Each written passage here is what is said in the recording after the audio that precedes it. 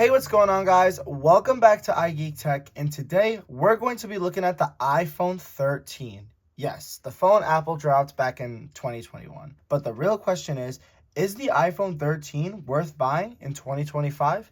Let's take a look. So whether you're upgrading from an Android or just trying to save some money, the iPhone 13 actually is probably a pretty good pick. Just to break everything down today, we're realistically just looking at the performance, the camera, the battery life, and the software support.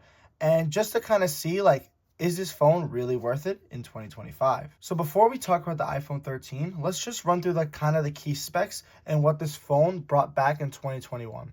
So packing in the iPhone 13 is the Apple A15 Bionic chip, and it does come with a 6.1-inch Super Retina XDR display, clocked at 60 Hz.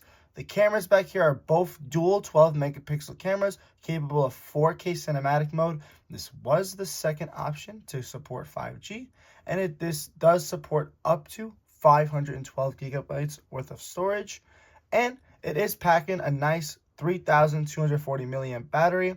Now, on paper, nothing really here is outdated in 2025, which is a good sign. So this does kind of compare to those mid-range Android phones that you do see on the market still nowadays. So the fact that this is still holding up after 4 years is pretty good. Now, let's talk about performance. The A15 Bionic chip was insanely powerful when it came out. And honestly, in 2025, it still pushes through apps, games, and multitasking, no problem. If you're scrolling, watching videos, using social media, and even editing photos and light video editing, this phone runs pretty well. Now, some key points are that it's still smooth with no lag. It handles iOS 26 pretty well with no slowdowns, and it does have great thermals, and it doesn't easily overheat. And when it comes to gaming, I don't do much gaming myself, but overall, the little experience I've had with the phone, there hasn't been really much issues. It still runs everything well. Now, the one thing you will notice coming from the iPhones, even like an iPhone 17 or some Android phones, or even coming from a Pro phone to this phone, is that this does have a 60 Hz display. It's not slow, but it's not as buttery smooth as the 120 Hz screen that are in the modern Pro phones and even the iPhone 17, the base model. So when it comes to the iPhone 13's camera systems, it still holds up pretty well. Apple's imaging processing is timeless. So the differences between the newer iPhones are minimal unless you really zoom into that shot and also in low light. Apple over the years has been getting so much better at the low light. Now the iPhone 17 and the iPhone 17 Pro all got 48 megapixel cameras, a little far behind compared to the megapixels of modern day, but at the end of the day, it is all good. It still shoots pretty good cameras, right? It does only have 1x and 2x zoom. So it only does have 0.5 and 1x zoom as shown here, right? So it does not have all the features that you might have or need in the modern iPhone, which usually now, even with the base model phones, it does have the 0.5, the 1, and even a telephoto's 2x digital zoom, right? But for us, with the digital zoom, you can go up to 5 times. So it does shoot, and it does go a pretty good amount far. But, for those long shots, if you're in a stadium or a concert, 5 times zoom may start to you might start to notice and might want to look for another iPhone where you can shoot those quality videos and quality photos a little bit better. Now, unless you're a pro user, right, there is also no ProRAW as well.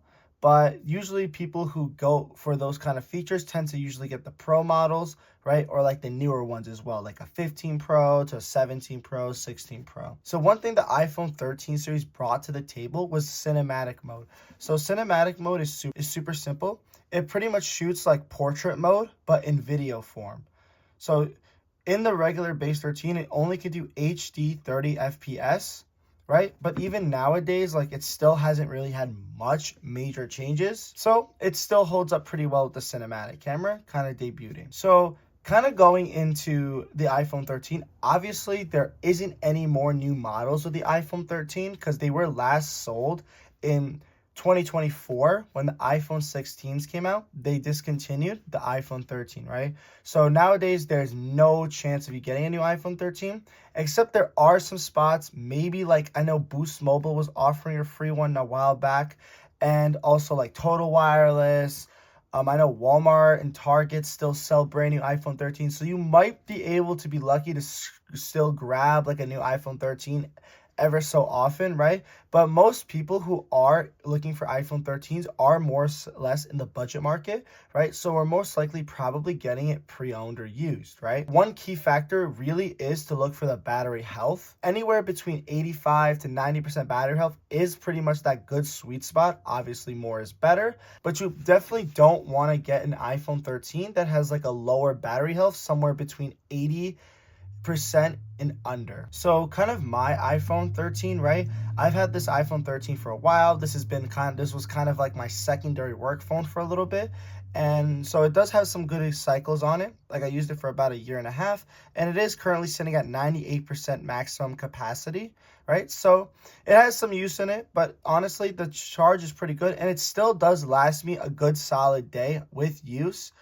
And also, if you kind of leave it on idle for a little bit, it could even last a couple days, which, I mean, I know the phone is like from back in 2021, but that's pretty impressive. Even nowadays, most phones can't even run for an idle for a day. So for this guy to do that, it's pretty cool. Now, if you do have an iPhone 13 model that does need that battery replacement, Apple does offer a replacement service for about $80. So if you were to look for a model that is a bit cheaper, do factor in the cost of a new battery if you do want pretty decent battery life. Another great feature is that this was the second year Apple did offer MagSafe with the phones. So I do have like a charger here. So the best part about it, I know it's kind of hard to show you, but you can just pop it on and it charges the phone. So that's one thing that is a great feature about the iPhone 13 that isn't available on other iPhones, even to this day, like the iPhone 16e. It is accessible with this. I know there's wallets, there's also car chargers, car stands, even camera mounts for your computer all use MagSafe. And even phones like today, like I said, the iPhone 16e don't even have this feature. So honestly, another big plus is MagSafe. So when it comes to software support, the iPhone 13 might be your greatest pick, because Apple typically gives an iPhone 6 to 7 years worth of support. And since the iPhone launched in 2021, you're realistically going to get updates until 2028 and even maybe 2029, right? And when it comes to right now, it is currently running the newest software, iOS 26, as of this video. It does run it pretty smoothly. There is no like any lag, nothing like that. So honestly, everything looks good with the new liquid glass design. So if there was any issues, nothing that I can report on at the moment, but I know like sometimes there might be some software glitches, but when it comes to the hardware, this runs it like a champ. So now let's talk about the price. In 2025, you can usually find the iPhone 13 anywhere between $200 to $350. It's kind of depending on the storage, the condition, and if it's carrier locked or not. So compared to nowadays, the cheapest iPhone is starting at $599 with the iPhone 16e, coming with one camera, no MagSafe, battery life is about the same, and the iPhone 17 at $800, which for some people might be a little steep, and even the Pro models, which is above the $1,000 range now. This iPhone is an absolute steal. This iPhone is an absolute steal, especially for people who just want a reliable phone that's going to last a while and for a flagship price. And compared to the other iPhone prices, I wouldn't really recommend buying an iPhone 12 nowadays, since it's kind of already getting to the level of the chopping block, where I wouldn't really recommend buying like an iPhone 12 or an 11 nowadays, because they are getting close to like the end of software. Like I said, Apple kind of typically supports their phones for 6 to 7 years. I know the iPhone 11 definitely probably won't be getting iOS 27. The iPhone 12 might not get it, or it might get one extra year worth of update. I'd rather get this, because this is definitely guaranteed at least 2 to 3 more years worth of updates, where the typical person usually keeps their phone around 2 to 3 years, right? So I believe this is definitely like the lowest I would personally go if I were to buy a new iPhone. And also when you start comparing the prices, I know you could probably get like an iPhone 12 Pro for the same price, or an iPhone 11 Pro, or even like an iPhone 13 Pro for a little bit more. But if you're looking for just a cheap, reliable phone that's going to be guaranteed with updates, this phone is probably the way to go. And also, the phone just has a great design. It does carry the new design that is kind of still carried today, with the aluminum sides, aluminum frame with the squared off edges. right? It does still have the notch, right? Which I guess for some people might be a turnoff, but it does also have the old camera layout that was in the iPhone 13 through 15, and they did change it in the 16. So it does have a slightly older design, and it does still carry the lightning port, which is kind of a deal breaker for a lot of people. And like I said earlier, it does only still carry a 60 hertz display, but if you're able to kind of carry those cons with it, this phone is honestly still a great phone and a huge recommendation by me in 2025. So what do you guys think? Do you think the iPhone 13 is worth it in 2025? For me, I think it is, as long as you can get a good deal and for a good price. Like I said, I would kind of look for somewhere between the 85 to 90% range for the iPhone, so you don't get like those issues where you have to replace the battery. But especially if you're like looking for something like cheaper, I wouldn't go for like an iPhone 14 or SE3 because they're kind of similar phones, and this one is just the best for the price. But like I said, guys, let me know what you think in the comment section below, and guys, have a great day.